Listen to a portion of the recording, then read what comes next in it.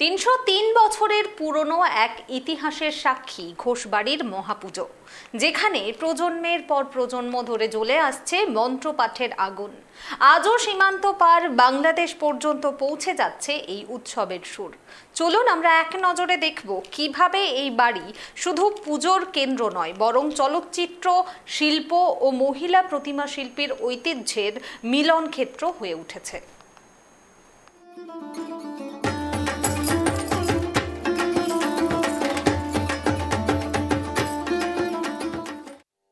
রামেশ্বরপুরের নিঃসঙ্গ গ্রামে আজও দাঁড়িয়ে রয়েছে ঘোষবাড়ি, যেখানে সময় যেন থমকে গেছে।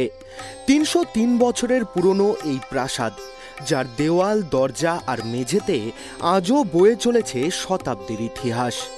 গদাধর ঘোষ একবারের মতো মন্ত্রপাঠ শুরু করেছিলেন, জ্বেলেছিলেন পুজোর প্রদীপ, আর আজও সেই প্রদীপের আগুন জ্বলছে প্রজন্মের পর প্রজন্ম ধরে। দালান কোঠার জানালা দিয়ে শুধু সবুজ ক্ষেত নয়, দেখা যায় ওপারের বাংলাদেশ। মহালয়ার সকাল হতেই মাইকের আওয়াজে মন্ত্রপাঠ ছড়িয়ে পড়ে সীমান্ত পেরিয়ে। ঘোষ পরিবারের আত্মীয়রা প্রতিবার অপেক্ষা করে কখন শুরু হবে মায়ের আরাধনা। সীমান্তের বেড়াজালের মাঝে এই শব্দ যেন দুই বাংলার মধ্যে এক অদৃশ্য সেতু বনে। বাড়ির পুজো বলতে গেলে আনুমানিক প্রায় ৩০৩ বছর পূর্বে এই পুজোর সূচনা হয় এখানে, এবং বলা যায় যে সেই সময়ে গদাধর ঘোষের হাত দিয়ে আমাদের এই রমেশ্বরপুর ঘোষ জমিদার বাড়ির পুজোর সূচনা হয়। উনি সেই সময় স্বপ্নাদেশ থেকে এই পান এবং সেই স্বপ্নাদেশ থেকে এই পুজোর ওনার সূচনা করেন। এবং এই পুজোতে বলতে গেলে এই পুজোর একটা আলাদা তাৎপর্য আছে। এই পুজোতে আমাদের যেটা হয়, আমাদের ওই বাড়ির ছাদটাতে আমাদের পিতলের গামলায় আমাদের বর্ষার জলকে ধরা হয়, এবং সেই বর্ষার জলকে রেখে সেই বর্ষার জল দিয়ে মায়ের পূজা করা হয়। এটা একটা সবথেকে বড় জিনিস। সেকেন্ডলি হচ্ছে যে এই বাড়ির যে পুজোতে যে দুর্গা মা গড়া হয়, সেই দুর্গা মায়ের বেশিরভাগ দুর্গা মাতে একটা মহিলার হাতেই মায়ের অ্যাকচুয়ালি পুরো রূপদানটা হয়। ঘোষবাড়ির দুর্গাপুজোর আরেকটি বিশেষত্ব হল মহিলা প্রতিমা শিল্পীরা। বংশ পরম্পরায় মহিলারাই তৈরি করেন দেবী মূর্তি। প্রতিমার প্রতিটি ধাপে, প্রতিটি বুটিতে ফুটে ওঠে শত বছরের শ্রম ও পরম ভক্তি।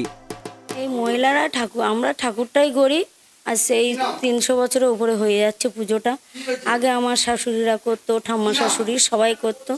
আমি ঘরে আসার থেকে আমি করি, এই ২০ বছর হচ্ছে আমি করছি। তাই চোখ বলুন, যা কিছুই বলুন, আমরাই করি।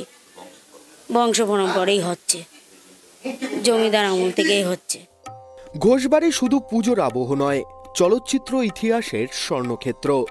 ১৯৭১ সালে তরুণ মজুমদারের জাতীয় পুরস্কারপ্রাপ্ত ছবি নিমন্ত্রণের শুটিং হয়েছিল এই ঘোষবাড়িতেই। সব মিলিয়ে এই বাড়ি আবেগ, অভিনয় আর শিল্পের মিলনক্ষেত্র। ১৯৭১ সালে নিমন্ত্রণ মুভি এখানে হয়েছিল, যার বৈশিষ্ট্য প্রাচীন আমল থেকে হয়ে আসছে।